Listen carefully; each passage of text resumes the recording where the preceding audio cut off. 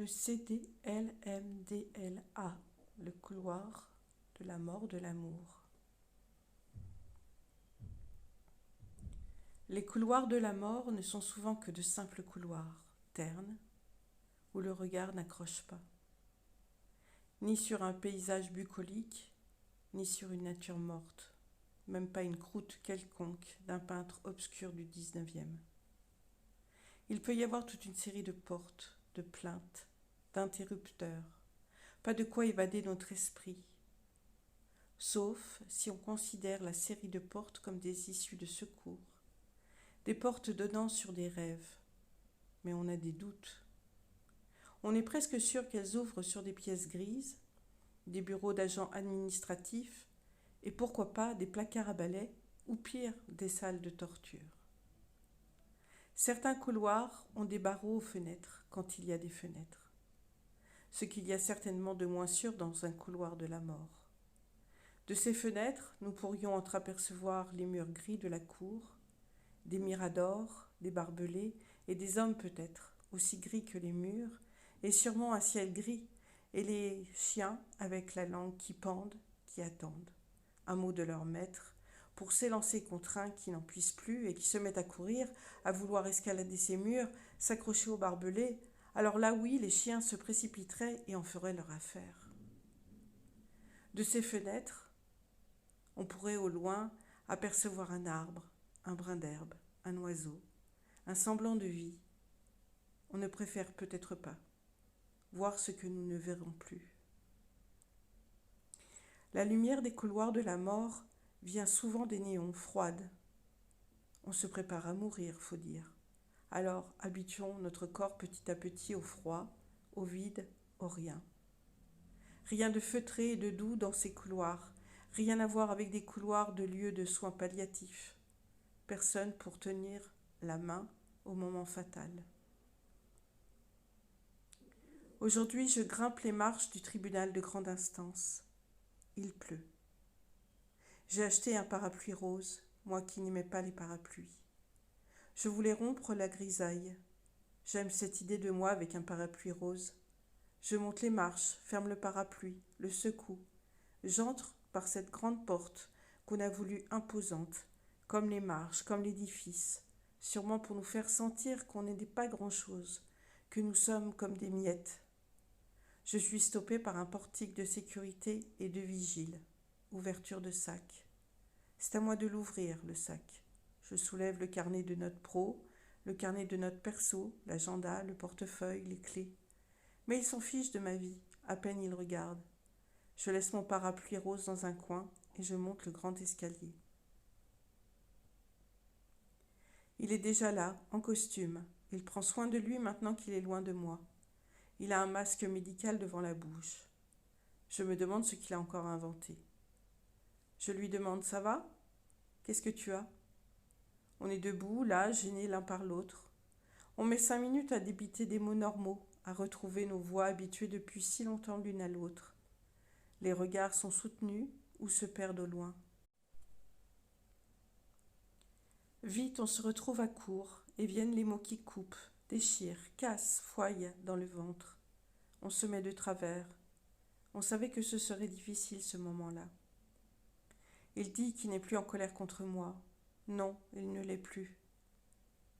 Je dis qu'il faut peut-être attendre dans le couloir. C'est ce qu'ils m'ont dit en bas, d'attendre dans le couloir des affaires familiales. Il hausse les épaules. Je prends mon sac et je gravite à gauche du grand escalier. Le couloir déborde de monde. Il dégueule dans le hall. Il n'en peut plus des affaires familiales. Des hommes jeunes, des femmes entre deux âges, des maghrébines avec foulard, des bien mises et moi. Je reste debout. Mon avocat est en retard, il avait prévenu.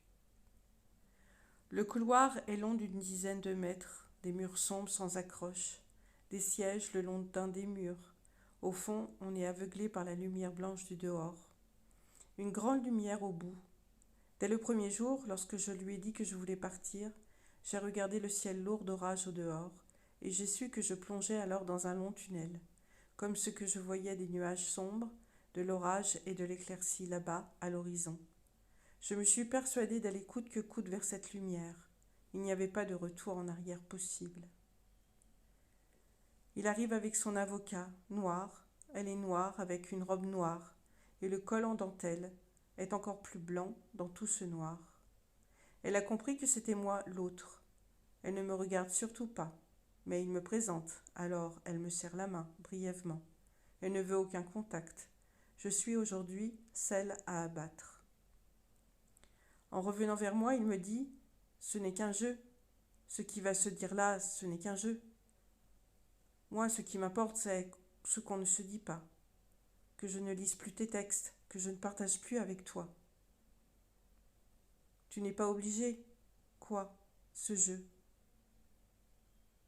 Des larmes roulent de mes yeux, je m'essuie avec ma manche.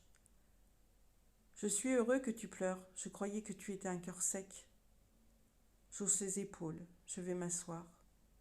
J'éponge. Je sais qu'il y a de la douleur de part et d'autre. On n'efface pas 30 ans d'un revers de manche. Il faut que le temps passe et s'écoule plus vite. Je prends mon portable et je vais sur ma boîte mail. Je règle quelques affaires. Autour de moi, chacun attend de passer devant le juge.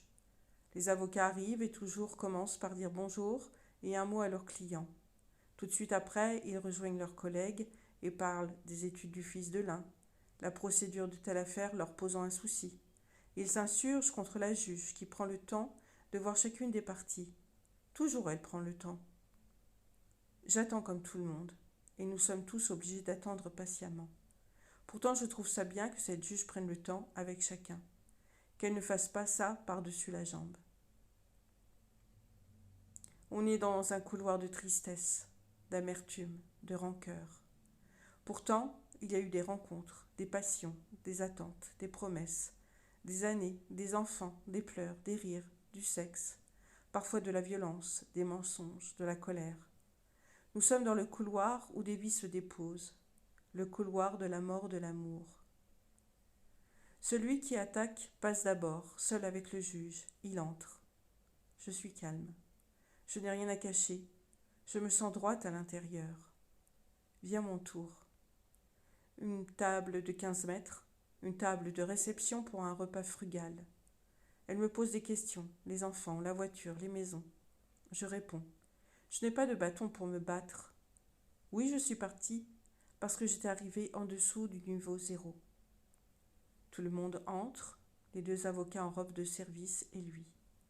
Il se penche beaucoup vers elle et lui glisse vers l'oreille des mots d'attaque, des mots qui mordent. Elle se doit de les répéter. Mon client dit que. Et ce qu'il dit est de plus en plus à côté de la plaque. Mon avocat contredit et moi aussi, le plus doucement possible. Le sien verdit, pâlit, car au fur et à mesure, il comprend qu'il n'a pas pris la mesure du personnage. Je me rends compte aussi à ce moment-là qu'il est devenu fou. Mon avocat réagit. Il a du mal à se contenir.